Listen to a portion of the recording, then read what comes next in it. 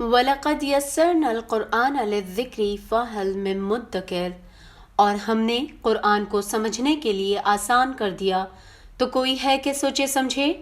السلام علیکم ورحمۃ اللہ وبرکاتہ۔ اعوذ باللہ من الشیطان الرجیم، بسم اللہ الرحمن الرحیم۔ قال رب اشرح لي صدري ويسر لي امري واحلل عقدة من لساني يفقهوا قولي رب زدنی علما۔ آج ہم سورہ بقرہ کے رکوع نمبر 17 اور 18 کا ترجمہ اور اس کی تفسیر کریں گے، ورس نمبر 142 سے لے کے ورس نمبر 152 تک۔ تو آئیے سب سے پہلے اس کی تفسیر کرتے ہیں۔ ان قریب نادان لوگ کہیں گے کہ جس قبلے پر یہ تھے اس سے انہیں کس چیز نے ہٹایا؟ آپ کہہ دیجئے کہ مشرق اور مغرب کا مالک اللہ تعالیٰ ہی ہے، وہ جسے چاہے سیدھی راہ کی ہدایت کر دے۔ ہم نے اسی طرح تمہیں عادل امت بنایا ہے تاکہ تم لوگوں پر گواہ ہو جاؤ اور رسول اللہ تم پر گواہ ہو جائیں۔ جس قبلے پر تم پہلے تھے اسے ہم نے صرف اس لیے مقرر کیا تھا کہ ہم جان لیں کہ رسول اللہ کا سچا تابعدار کون ہے اور کون ہے جو اپنی ایڑیوں کے بل پلٹ جاتا ہے۔ گو کہ یہ مشکل کام ہے، مگر جنہیں اللہ نے ہدایت دی ہے ان پر کوئی مشکل نہیں۔ اللہ تعالیٰ تمہارے ایمان ضائع نہیں کرے گا۔ اللہ تعالیٰ لوگوں کے ساتھ شفقت اور مہربانی کرنے والا ہے۔ ہم آپ کے چہرے کو بار بار آسمان کی طرف اٹھتے ہوئے دیکھ رہے ہیں۔ اب ہم آپ کو اس قبلے کی جانب متوجہ کریں گے جس سے آپ خوش ہو جائیں گے۔ آپ اپنا چہرہ مسجد الحرام کی طرف پھیر لیں اور آپ جہاں کہیں ہوں اپنا چہرہ اسی طرف پھیر لیا کریں۔ اہل کتاب کو اس بات کے کہ اللہ کی طرف سے برحق ہونے کا قطعی علم ہے اور اللہ تعالیٰ ان کے اعمال سے غافل نہیں جو یہ کرتے ہیں۔ آپ اگرچہ اہل کتاب کو تمام دلیلیں دے دیں لیکن وہ آپ کے قبلے کی پیروی نہیں کریں گے اور نہ آپ ان کے قبلے کو ماننے والے ہیں اور نہ یہ آپس میں ایک دوسرے کے قبلے کو ماننے والے ہیں۔ اور اگر آپ باوجود یہ کہ آپ کے پاس علم آ چکا پھر بھی ان کی خواہشوں کے پیچھے لگ جائیں تو بالیقین آپ بھی ظالموں میں سے ہو جائیں گے۔ جنہیں ہم نے کتاب دی ہے وہ تو اسے ایسا پہچانتے ہیں جیسے کوئی اپنے بچوں کو پہچانے۔ ان کی ایک جماعت حق کو پہچان کر پھر چھپاتی ہے۔ آپ کے رب کی طرف سے یہ سراسر حق ہے۔ خبردار آپ شک کرنے والوں میں سے نہ ہونا۔ ہر شخص ایک نہ ایک طرف متوجہ ہو رہا ہے۔ تم نیکیوں کی طرف دوڑو، جہاں کہیں بھی تم ہوگے اللہ تعالیٰ تمہیں لے آئے گا۔ اللہ تعالیٰ ہر چیز پر قادر ہے۔ آپ جہاں کہیں سے نکلیں اپنا چہرہ نماز کے لیے مسجد الحرام کی طرف کر لیا کریں، یہی حق ہے آپ کے رب کی طرف سے، اور جو کچھ تم کر رہے ہو اس سے اللہ تعالیٰ بے خبر نہیں۔ اور جس جگہ سے تم نکلو اپنا چہرہ مسجد الحرام کی طرف پھیر لو، اور جہاں کہیں تم ہو اپنے چہرے کو اسی طرف کیا کرو تاکہ لوگوں کی کوئی حجت تم پر باقی نہ رہ جائے سوائے ان لوگوں کے جنہوں نے ان میں سے ظلم کیا ہے۔ تم ان سے نہ ڈرو، مجھ ہی سے ڈرو، اور تاکہ میں اپنی نعمت تم پر پوری کروں، اور اس لیے بھی کہ تم راہ راست پاؤ۔ جس طرح ہم نے تم ہی میں سے رسول بھیجے جو ہماری آیتیں تمہارے سامنے تلاوت کرتا ہے اور تمہیں پاک کرتا ہے اور تمہیں کتاب و حکمت اور وہ چیزیں سکھاتا ہے جن سے تم بے علم تھے، اس لیے تم میرا ذکر کرو، میں بھی تمہیں یاد کروں گا۔ میری شکر گزاری کرو اور ناشکری سے بچو۔ تو چلیے اب اس کی تفسیر کرتے ہیں۔ نبی کریم صلی اللہ علیہ وآلہ وسلم ہجرت کے بعد مدینہ طیبہ میں 16 یا 17 مہینے تک بیت المقدس کی طرف رخ کر کے نماز پڑھتے رہے، پھر کعبے کی طرف چہرہ کر کے نماز پڑھنے کا حکم آیا۔ یہ ان نادانوں کے اعتراض کا پہلا جواب ہے۔ ان کے دماغ تنگ تھے، نظر محدود تھی، سمت اور مقام کے بندے بنے ہوئے تھے۔ ان کا گمان یہ تھا کہ اللہ کسی خاص سمت میں مقید ہے، اس لیے سب سے پہلے ان کے جاہلانہ اعتراض کی تردید میں یہی فرمایا گیا کہ مشرق اور مغرب سب اللہ کے ہیں۔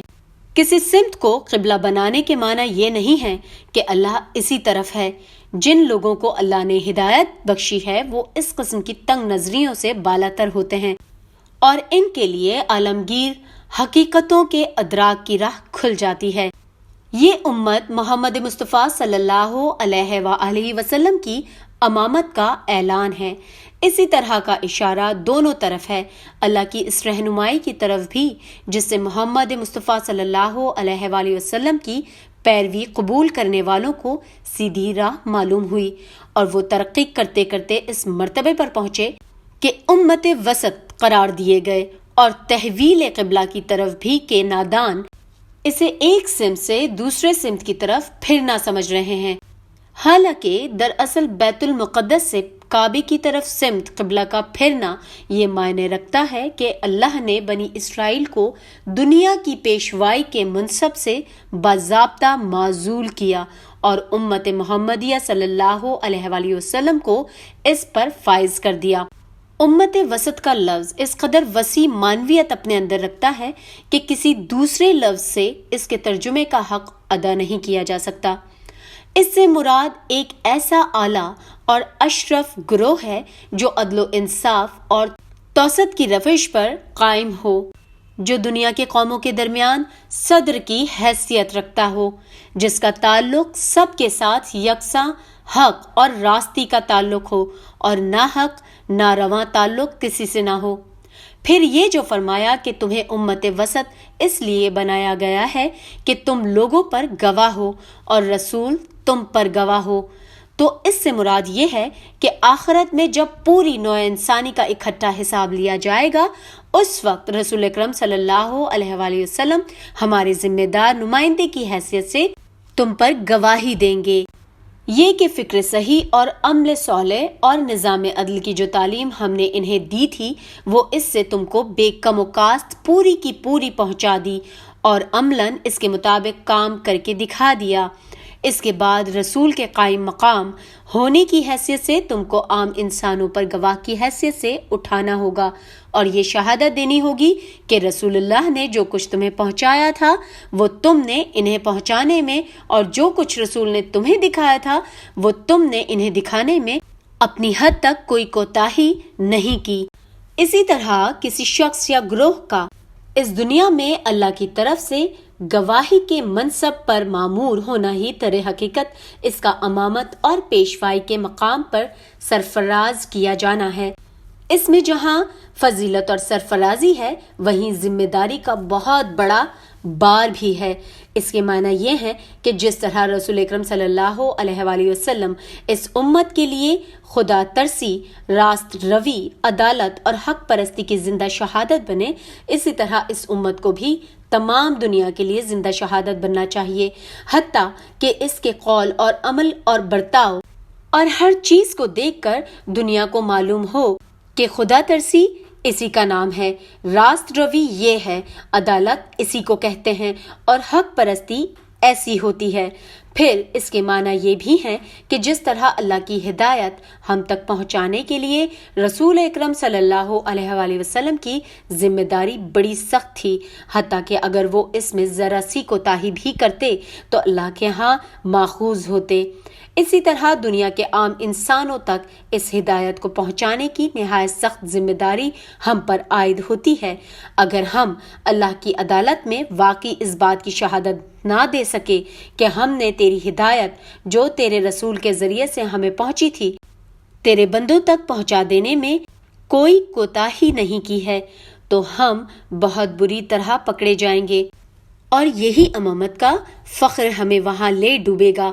ہماری امامت کے دور میں ہماری واقعی کوتاہیوں کے سبب سے خیال اور عمل کی جتنی گمراہیاں دنیا میں پھیلی ہیں اور جتنے فساد اور فتنے اللہ کی زمین پر برپا ہوئے ہیں، ان سب کے لیے امائشر اور شیاطین انس و جن کے ساتھ ساتھ ہم بھی ماخوذ ہوں گے۔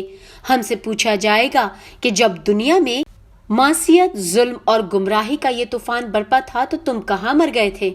یعنی اس سے مقصود یہ دیکھنا تھا کہ کون لوگ ہیں جو جہالت کے تعصبات اور خاک و خون کی غلامی میں مبتلا ہیں اور کون ہیں جو ان بندشوں سے آزاد ہو کر حقائق کا صحیح ادراک کرتے ہیں۔ ایک طرف اہل عرب اپنی وطنی نسلی فخر میں مبتلا تھے اور عرب کے کعبے کو چھوڑ کر باہر کے بیت المقدس کو قبلہ بنانا ان کی اس قوم پرستی کے بت پر ناقابل برداشت ضرر تھا۔ دوسری طرف بنی اسرائیل اپنی نسل پرستی کے غرور میں پھنسے ہوئے تھے اور اپنی آبائی قبلے کے سوا کسی دوسرے قبلے کو برداشت کرنا ان کے لیے محال تھا۔ ظاہر ہے کہ یہ بت جن لوگوں کے دلوں میں بسے ہوئے ہوں وہ اس راستے پر کیسے چل سکتے تھے جس کی طرف اللہ کا رسول انہیں بلا رہا تھا۔ اس لیے اللہ نے ان بت پرستوں کو سچے حق پرستوں سے الگ چھانٹ دینے کے لیے پہلے بیت المقدس کو قبلہ مقرر کیا تاکہ جو لوگ ابریت کے بت کی پرستش کرتے تھے وہ الگ ہو جائیں۔ پھر اس قبلے کو چھوڑ کر کعبے کو قبلہ بنایا تاکہ جو اسرائیلیت کے پرستار ہیں وہ بھی الگ ہو جائیں۔ اس طرح صرف وہ لوگ رسول اللہ کے ساتھ رہ گئے جو کسی بت کے پرستار نہ تھے، محض اللہ کے پرستار تھے۔ یہ ہے وہ اصل حکم جو تحویل قبلہ کے بارے میں دیا گیا تھا۔ یہ حکم رجب یا شعبان 2 ہجری میں نازل ہوا۔ ابن سعد کی روایت ہے کہ نبی کریم صلی اللہ علیہ وآلہ وسلم بشر بن برا بن معرور کے ہاں دعوت پر گئے ہوئے تھے۔ وہاں ظہر کا وقت آ گیا اور آپ لوگوں کو نماز پڑھانے کھڑے ہوئے۔ 2 رکعتیں پڑھا چکے تھے کہ تیسری رکعت میں یکایک وحی کے ذریعے سے یہ آیت نازل ہوئی اور اسی وقت آپ اور آپ کی اقتداء میں جماعت کے تمام لوگ بیت المقدس سے کعبے کے رخ پھر گئے۔ اس کے بعد مدینہ اور اطراف مدینہ میں اس کی عام منادی کی گئی۔ برا بن عازب کہتے ہیں کہ ایک جگہ منادی کی آواز اس حالت میں پہنچی کہ لوگ رکوع میں تھے۔ حکم سنتے ہی سب کے سب اسی حالت میں کعبے کی طرف مڑ گئے۔ انس بن مالک کہتے ہیں کہ بنی سلمہ میں یہ اطلاع دوسرے روز صبح کی نماز کے وقت پہنچی۔ لوگ 1 رکعت پڑھ چکے تھے کہ ان کے کانوں میں آواز پڑی، خبردار رہو، قبلہ بدل کر کعبے کی طرف کر دیا گیا ہے۔ سنتے ہی پوری جماعت نے اپنا رخ بدل دیا۔ خیال رہے کہ بیت المقدس مدینے سے عین شمال میں ہے اور کعبہ بالکل جنوب میں۔ نماز با جماعت پڑھتے ہوئے قبلہ تبدیل کرنے میں لامحالہ امام کو چل کر مقتدیوں کے پیچھے آنا پڑا ہوگا، اور مقتدیوں کو صرف رخ ہی نہ بدلنا پڑا ہوگا بلکہ کچھ نہ کچھ انہیں بھی چل کر اپنی صفیں درست کرنی پڑی ہوں گی۔ چنانچہ بعض روایات میں یہی تفصیل مذکور بھی ہے، اور یہ جو فرمایا کہ ہم تمہارے چہرے کا بار بار آسمان کی طرف اٹھنا دیکھ رہے ہیں، اور یہ کہ ہم اسی قبلے کی طرف تمہیں پھیرے دیتے ہیں جسے تم پسند کرتے ہو، اس سے صاف معلوم ہوتا ہے کہ تحویل قبلہ کا حکم آنے سے پہلے نبی کریم صلی اللہ علیہ وآلہ وسلم اس کے منتظر تھے۔ آپ خود یہ محسوس فرما رہے تھے کہ بنی اسرائیل کی امامت کا دور ختم ہو چکا ہے اور اس کے ساتھ بیت المقدس کی مرکزیت بھی رخصت ہوئی۔ اب اصل مرکز ابراہیمی کی طرف رخ کرنے کا وقت آ گیا ہے۔ مسجد الحرام کے معنی یہ حرمت اور عزت والی مسجد ہے۔ اس سے مراد وہ عبادت گاہ ہے جس کے وسط میں خانہ کعبہ واقع ہے۔ کعبے کی طرف رخ کرنے کا مطلب یہ نہیں کہ آدمی خواہ دنیا کے کسی کونے میں ہو، اسے بالکل ناک کی سیدھ میں کعبے کی طرف رخ کرنا چاہیے۔ ظاہر ہے کہ ایسا کرنا ہر وقت ہر شخص کے لیے ہر جگہ مشکل ہے، اس لیے کعبے کی طرف چہرہ کرنے کا حکم دیا گیا، نہ کہ کعبے کی سیدھ میں۔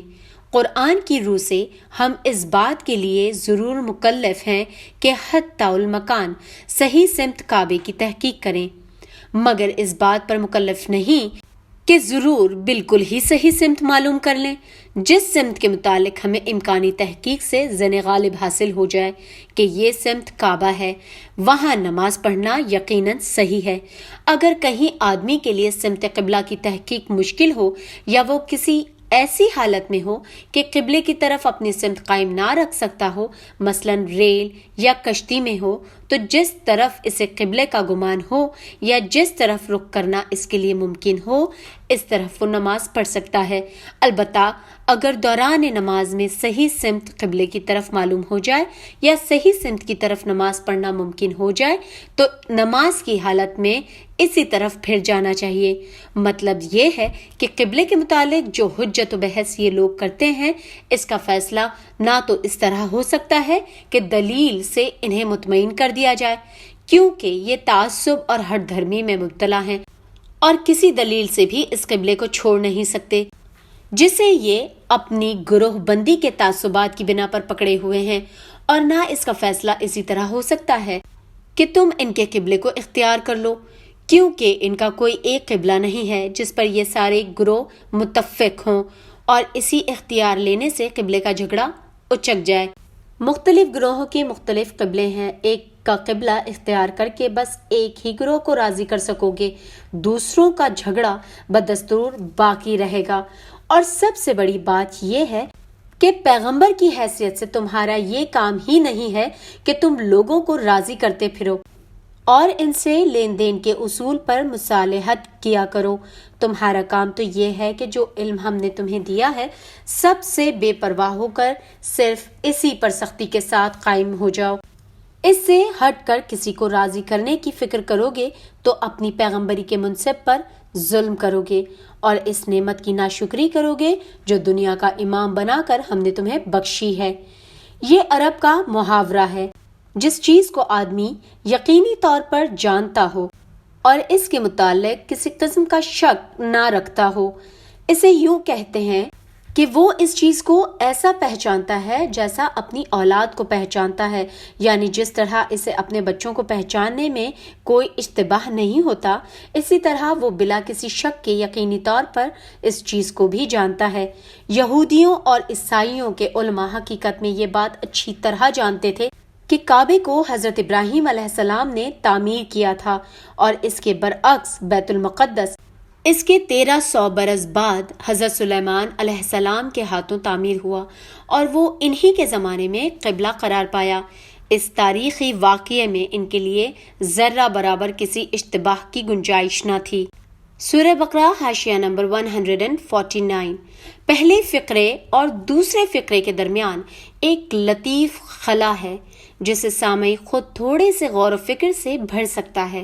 مطلب یہ کہ نماز جسے پڑھنی ہوگی اسے بہرحال کسی نہ کسی سمت کی طرف تو رخ کرنا ہی ہوگا، مگر اصل چیز وہ رخ نہیں ہے جس طرف تم مڑتے ہو، بلکہ اصل چیز وہ بھلائیاں ہیں جنہیں حاصل کرنے کے لیے تم نماز پڑھتے ہو۔ لہٰذا سمت اور مقام کی بحث میں پڑھنے کے بجائے تمہیں فکر بھلائیوں کے حصول ہی کی ہونی چاہیے، یعنی ہمارے اس حکم کی پوری پابندی کرو۔ کبھی ایسا نہ ہو کہ تم میں سے کوئی شخص مقررہ سمت کے سوا کسی دوسری سمت کی طرف نماز پڑھتے دیکھا جائے، ورنہ تمہارے دشمنوں کو تم پر یہ اعتراض کرنے کا موقع مل جائے گا کہ کیا خوب امت وسط ہے، کیسے اچھے حق پرستی کے گواہ بنے ہیں جو یہ بھی کہتے جاتے ہیں کہ یہ حکم ہمارے رب کی طرف سے آیا ہے اور پھر اس کی خلاف ورزی بھی کیے جاتے ہیں۔ نعمت سے مراد وہی امامت اور پیشوائی کی نعمت ہے جو بنی اسرائیل سے سلب کر کے اس امت کو دی گئی تھی۔ دنیا میں ایک امت کی راست روی کا یہ انتہائی ثمرہ ہے کہ وہ اللہ کے امر سے اقوام عالم کی رہنما و پیشوا بنائی جائے اور نوع انسانی کو اللہ پرستی اور نیکی کے راستے پر چلانے کی خدمت اس کے سپرد کی جائے۔ یہ منصب جس امت کو دیا گیا حقیقت میں اس پر اللہ کے فضل و انعام کی تکمیل ہو گئی۔ اللہ تعالیٰ یہاں یہ فرما رہا ہے کہ تحویل قبلہ کا یہ حکم دراصل اس منصب پر تمہاری سرفرازی کا نشان ہے، لہٰذا تمہیں اس لیے بھی ہمارے اس حکم کی پیروی کرنی چاہیے کہ ناشکری و نافرمانی کرنے سے کہیں یہ منصب تم سے چھین نہ لیا جائے۔ اس کی پیروی کرو گے تو یہ نعمت تم پر مکمل کر دی جائے گی، یعنی اس حکم کی پیروی کرتے ہوئے یہ امید رکھو یہ شاہانہ انداز بیاں ہے بادشاہ کا اپنی شان بے نیازی کے ساتھ کسی سے یہ کہہ دینا کہ ہماری طرف سے فلاں عنایت و مہربانی کے امیدوار ہو، اس بات کے لیے بالکل کافی ہوتا ہے کہ وہ اپنے گھر شادیانے بجوا دے اور اسے مبارکبادیاں دی جانے لگیں۔ بس ان نعمتوں پر تم میرا ذکر اور شکر کرو، کفران نعمت مت کرو۔ ذکر کا مطلب ہر وقت اللہ کو یاد کرنا ہے، یعنی اس کی تسبیح، تحلیل اور تکبیر بلند کرو، اور شکر کا مطلب ہے اللہ تعالیٰ کی دی ہوئی قوتوں اور توانائیوں کو اس کی اطاعت میں صرف کرنا ہے۔ اللہ کی دی ہوئی قوتوں کو اللہ کی نافرمانی میں صرف کرنا، یہ اللہ کی ناشکر گزاری، کفران نعمت ہے۔ شکر کرنے پر مزید احسانات کی نوید اور ناشکری پر عذاب شدید کی وعید ہے۔ شکر الحمدللہ سورہ بقرہ کے رکوع نمبر 17 اور 18 کا ترجمہ اور اس کی تفسیر مکمل ہوتی ہے۔ اسی کے ساتھ اپنا اور آس پاس تمام لوگوں کا بہت زیادہ خیال رکھیے، دعاؤں میں یاد رکھیے۔ اللہ حافظ۔